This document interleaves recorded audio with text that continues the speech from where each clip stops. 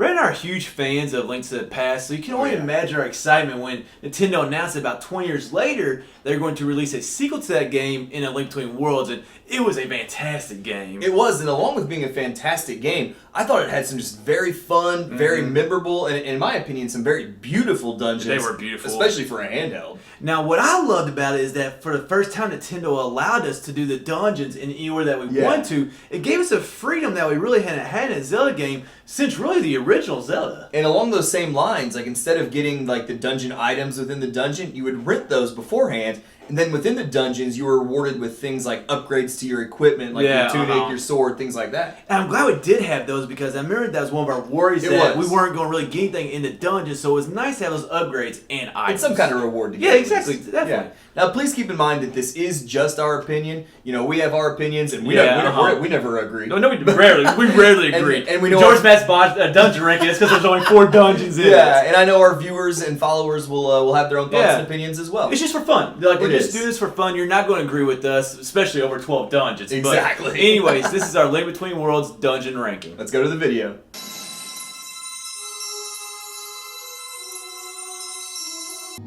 Now, this is by no means a bad first dungeon in the game, but it just basically suffers from the first dungeon of the game syndrome, in that it's just kind of bland. There's not much to it. It really is. I feel like part of that is the fact that we don't have the ability to merge with walls yet. I would agree. And that makes up so many puzzles later in the game. One thing I did like, though, was we got the bow like this early in the game, and how we used it to solve puzzles throughout this dungeon. I was also a big fan of this color scheme we have. Like we have this like aqua blue, and then that green I think goes really well together with it. And then this main room right here for the boss, it's very grand. The steps turn, which is very awesome. But one thing I didn't like was fighting Yuga this early. I agree. I don't like fighting like the main boss of the game this early because it makes that main boss feel so weak. We beat him. Yeah, we beat him already. It's like we should be done. Game over.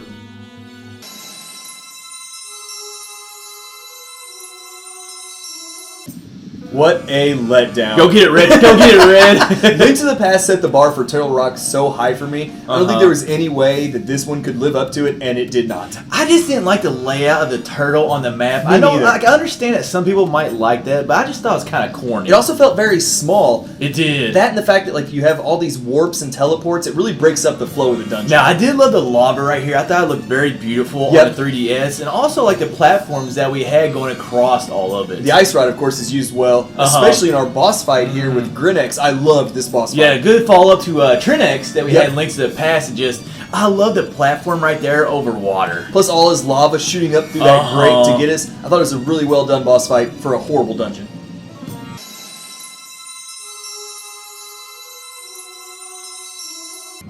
Right off the bat, that theme. We've seen it before in Zelda games. It's amazing, but this dungeon, like the shortness drops it, there just wasn't much to it. It's also almost entirely combat instead of puzzles. We're just working our way to the top of the castle, fighting enemies as we go. But how about those walkways right there, and then we got the outside view right here, just a great detail in the game. That and some of the pathway, the crisscrossing stairs. Like see down below you, Yep. And then this fight with Yuga, it's the second time we fight him in the game. It feels more appropriate fighting him here in Hyrule Castle. It does really feel appropriate. I just like this fight more like, we had the merging capabilities, and he was also using that to his advantage. And just as a more fun boss fight, it's just a little bit longer, too, than the first one. And this walkway and the office we see, we don't normally show you something that's outside of the into the dungeon. Very gorgeous.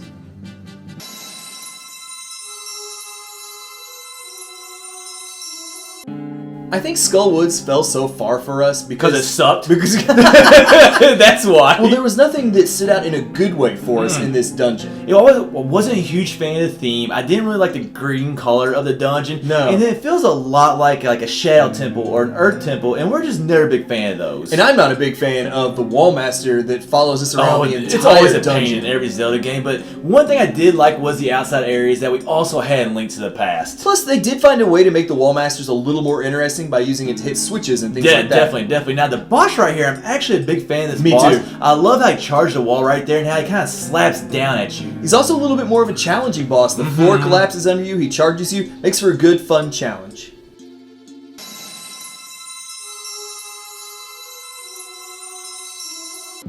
For Red and I, this was so much better than its Link to the Past counterpart. Yes. And like, I didn't really like this dungeon at first, but the more I played it, the more I started to love it. And I think that was like understanding the concepts a little bit better with multiple playthroughs. And the way like the light with the lantern works here. I love those pathways. And just how about the colors of the gems in this dungeon? And how like we got so much color in a dark dungeon. It's a surprise. Normally you think Dark Palace. It's going to be a dark, bland dungeon. But I thought that color was really well used. And then it's like right here before the boss room. And then also the theme is very fitting of the dungeon. And then Gemosaur King. Oh, the torches right there. Plus, he looks so awesome. In the second phase, he moves so fast. It's a tough, challenging fight. Yeah, I mean, it's kind of scary. It was a little bit scary with him. Like, even though he merged into the wall, like, I mean, see him chase you like that was just really intimidating.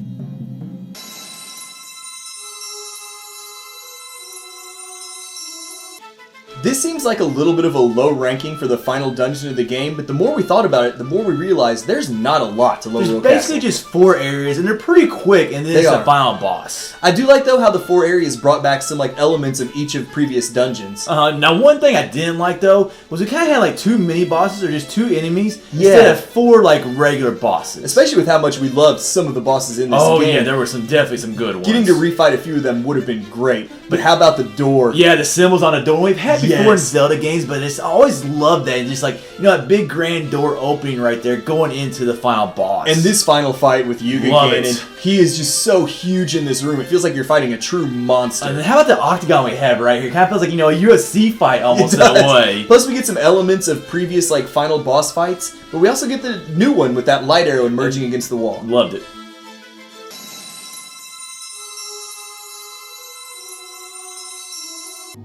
"13 exciting levels." Now, this is what a tower should feel like, and I just love the springy modes and how they push us up throughout the tower. It just gives it such a sense of verticality as we move up, especially when we get to these outdoor areas and you see the view down below. And I also love the red and blue switches in the walls that we got. It was a good throwback to Link to the Past. My only complaint is that I wish when we were outside we had more of a view of Hyrule instead of just the orange clouds. But that's a pretty minor complaint. But I do love how it shows you going farther and farther up when you do go outside. And speaking of throwbacks to Link to the Past, how about bringing back no, this is hamburger with extra lettuce right here. The hamburger with extra lettuce, but this was a very fun boss fight. It was. It didn't restart every time you fell. It was actually fun this time around.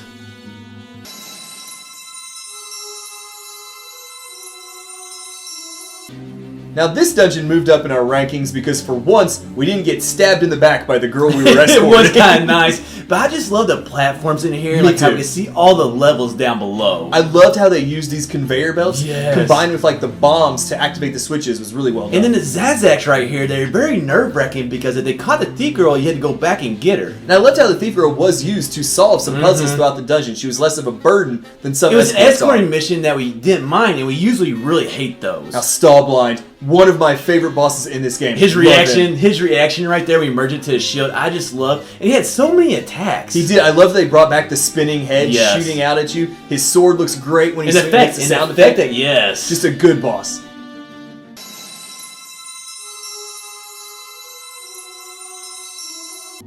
This was a new dungeon in a new area, which is really nice for a sequel because there were so much similarities in this game to Link to the Past. That was just nice getting something new. Plus, it's always nice getting like a wind-based dungeon. I feel like we don't have a ton of those throughout the Zelda series. And like we love the Palace of Wind so much, and this is very similar to Power of the Winds. I just love the Tornado Rod and how we use that and wind to push us across this dungeon. It was just nice to get a new item entirely with the Tornado Rod. And combined with those fans, like you said, to propel us around the dungeon was a really well done mechanic. Now this boss right here, one of my favorite mini bosses in the game. I just love flying to the top of him and like just slashing away at his eye. Oh, and how tall he gets. You have to knock these platforms while he's spinning around. This was one of my favorite bosses in the entire game.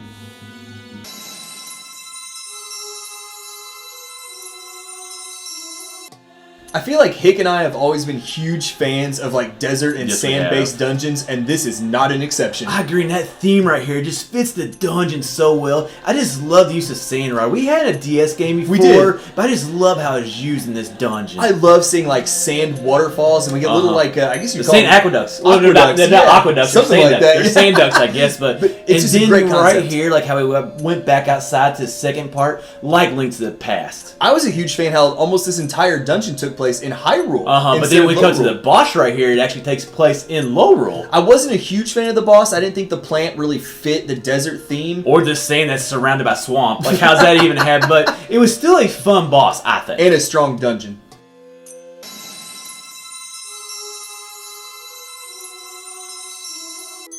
I hated this dungeon at first, and a lot of that is because of the Ice Palace in Link's to the Past. But the more and more I played this dungeon, I just come to love it. I think part of the appeal to me was the fact that it's by far the hardest dungeon in the game, and this game needed harder It's really dungeons. the only challenging dungeon. What I loved was just how it looked in 3D. Oh my gosh. Like, you could see all the levels below us and everything. And I love the fact that we spend so much time outside, and yet we're still inside Death Mountain the whole time. It's a great effect. I love how they show the lava right there. Like, yeah, you're messing with snow and ice, but you gotta remember, you're still in a mountain. Now, Darkstare was not my favorite boss. I would agree. But he has a lot of solid attacks that made him a good challenge. I just love on that platform right there. Like, you always had like the danger of falling off. Right into the lava at the bottom.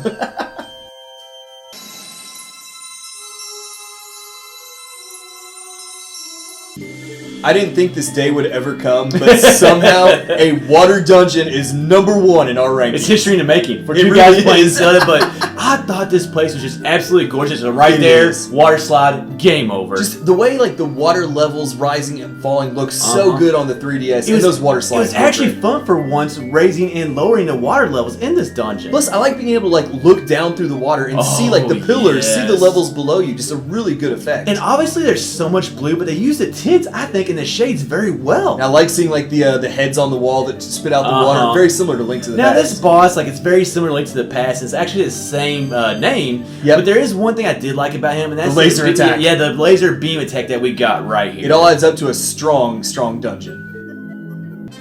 Here you can see our individual rankings. And what's very unique is we had the first set of 3 the same. We did. And then the second set of 3 the same, but they were all in actually different places. It's like we had groupings of the ones that we really liked, which I'm glad we had. Like, we loved the same ones, just in a little bit of a different order. And what's kind of odd is Hyrule Castle was the only one that we had in the same position. Our lists were actually very different for this dungeon ranking.